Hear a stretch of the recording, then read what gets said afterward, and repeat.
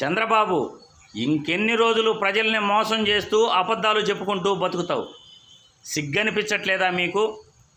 రైతు రాజ్యం తీసుకొస్తావా? మరి 14 సంవత్సరాల మీ పరిపాలనలో రైతు రాజ్యం ఎందుకు తీసుకురాలేకపోయావో చెప్పు. మీ ప్రభుత్వంలో రైతుల కన్నీళ్లు, రైతుల కష్టాలు మీకు కనబడలేదా? ఉచిత కరెంటు పేరు చెప్పి రాత్రులు మీరు కరెంట్ ఇస్తే ఎంతమంది రైతులు చనిపోయారో మీకు కనబడలేదా?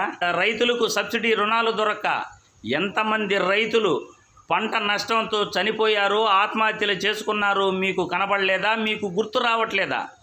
మరి రైతు రాజ్యం తీసుకొస్తాను అని అంటున్నావు.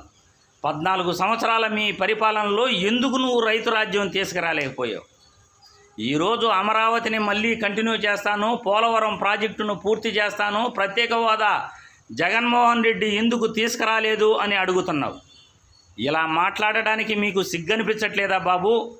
2.68 లక్షల కోట్లు అప్పు తెచ్చిన నువ్వు అమరావతిలో 4 రేకుల షెడ్లు వేసేసి అమరావతి రాజధాని పేరు చెప్పి 33,000 ఎకరాలు రైతుల దగ్గర చౌకగా ఎకరాకు 5 లక్షలకు తీసుకుని ఈరోజు ఆ భూమి 6 కోట్ల రూపాయలు విలువ పలుకుతూ ఉంది. నువ్వు, మీ బంధుమిత్రులు, మీ టీడీపీ నాయకులు సుమారు 5-6 వేల ఎకరాలు మీరు పంచుకున్నారు. ఈరోజు రియల్ ఎస్టేట్ వ్యాపారంతో మీ ఆస్తులు పెంచుకున్నారు, మీ పెత్తందారుల ఆస్తులు పెంచుకున్నారే కానీ అమరావతి గురించి నువ్వు పట్టించుకున్నావా? 2.68 లక్షల కోట్లు అప్పు తెచ్చిన నువ్వు పోలవరాన్ని ఎందుకు నిర్మించలేకపోయావు? పోలవరం నాసిరకం పనులు చేయటం వల్లే కదా కాపర్ డ్యామ్ కూలిపోయింది. దానికి బాధ్యుడు నువ్వే కదా. అదంతా మీకు గుర్తు రావట్లేదా? పోలవరం కాంట్రాక్ట్ పనులు రామోజీరావు మరియు యనమల రామకృష్ణుడు బంధువుకు నువ్వు ఇవ్వటం వల్లే వాళ్ళు నాసిరకం పనులు చేసి కాపర్ డ్యామ్ కూలిపోయింది. ఈరోజు పోలవరం నిర్మాణ పనులు ఆలస్యం అవుతున్నాయి అని నీకు తెలీదా? మళ్ళీ ప్రజలకు కళ్ళబుల్లి మాటలు చెబుతూ పోలవరం నిర్మాణం నువ్వు పూర్తి చేస్తావా? కనీసం పోలవరానికి ఎంత నువ్వు ఖర్చు పెట్టావో కేంద్ర ప్రభుత్వానికి లెక్కలైనా నువ్వు చెప్పావా అని నిన్ను ప్రశ్నిస్తున్నాను. ప్రత్యేక హోదా గురించి జగన్మోహన్ రెడ్డిని నువ్వేంటి బాబు ప్రశ్నించేది? ప్రత్యేక హోదా వద్దనింది నువ్వు, ప్రత్యేక హోదా బదులు ప్యాకేజీ తీసుకున్నది నువ్వు, ప్రత్యేక హోదా సంజీవినా అని ప్రజలను ప్రశ్నించింది నువ్వు. ప్రత్యేక హోదా బదులు ప్యాకేజీ తీసుకున్న తర్వాత కేంద్ర ప్రభుత్వం మళ్ళీ ప్రత్యేక హోదా ఎలా ఇస్తుంది అని నిన్ను ప్రశ్నిస్తున్నా. ప్రత్యేక హోదా గురించి జగన్ను ప్రశ్నించడానికి నీకు సిగ్గనిపించట్లేదా అని నేను మిమ్మల్ని ప్రశ్నిస్తున్నా. ఎన్ని రోజులు ఇలా ప్రజలను మోసం చేసుకుంటూ పోతావు? నేనే అభివృద్ధి చేశాను, నేనే సంపద క్రియేట్ చేశాను అని అంటావు. నువ్వు ఎంత సంపద క్రియేట్ చేశావో, ఎంత అభివృద్ధి చేశావో నువ్వు లెక్కలు చెప్పగలవా? నువ్వు క్రియేట్ చేసిన సంపద ఎక్కడుందో నువ్వు చూపించగలవా? నువ్వు అధికారం నుండి దిగిపోయేటప్పుడు 2019లో వైసీపీ ప్రభుత్వం అధికారంలోకి వచ్చిన తర్వాత 100 కోట్ల రూపాయలు మాత్రమే ఖజానాలో ఉన్నింది. కరోనా కాలం అంటే కష్టకాలాన్ని జగన్మోహన్ రెడ్డి అధిగమించి ఈరోజు అభివృద్ధి బాటలో ఆయన పనిచేటట్లు చేస్తున్నాడు. అభివృద్ధిలో విద్యా వ్యవస్థలోనూ, వైద్య రంగంలోనూ దేశంలో అగ్రగామిగా మన రాష్ట్రం ముందుకెళ్తా ఉంది. రాష్ట్ర జీడిపి పెరిగింది, రాష్ట్ర ఆదాయము పెరిగింది.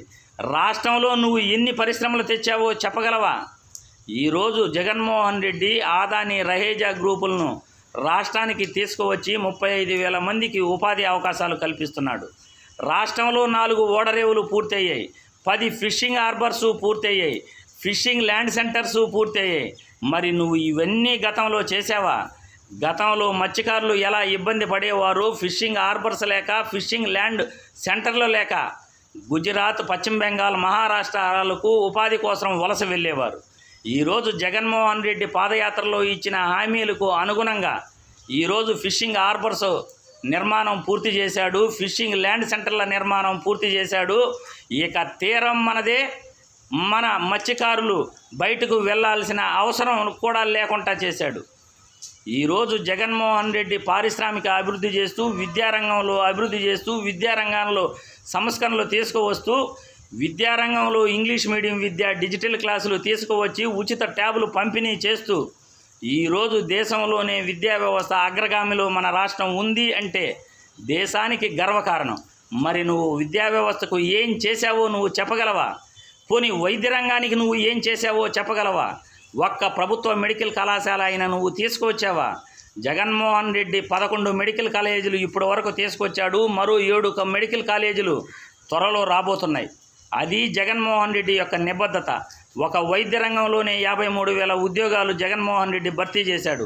ప్రాథమిక ఆరోగ్య కేంద్రాలు అభివృద్ధి చేశాడు. విలేజ్ క్లినిక్లు అభివృద్ధి చేశాడు. గ్రామాలలో ఉచితంగా వైద్య సేవలు అందిస్తూ 104 ద్వారా ఉచితంగా మందులు అందిస్తున్నాడు. ఫ్యామిలీ డాక్టర్ వంటి గొప్ప ప్రోగ్రాంని తీసుకొచ్చి ప్రజలకు సేవ చేస్తున్నాడు. జగనన్న సురక్షతో వైద్య శిబిరాలు ఏర్పాటు చేసి ప్రజలకు సేవ చేస్తున్నాడు.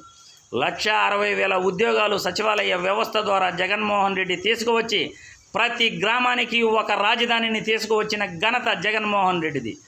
రాజధానిలో జరిగే పనులన్నీ కూడా ఈరోజు గ్రామ సచివాలయాల్లో జరుగుతుంటే రాజధాని ప్రతి గ్రామానికి వచ్చింది అని చెప్పటం అతిశయోక్తి కాదు, అది చాలా గర్వంగా కూడా నేను చెప్పగలుగుతున్నాను.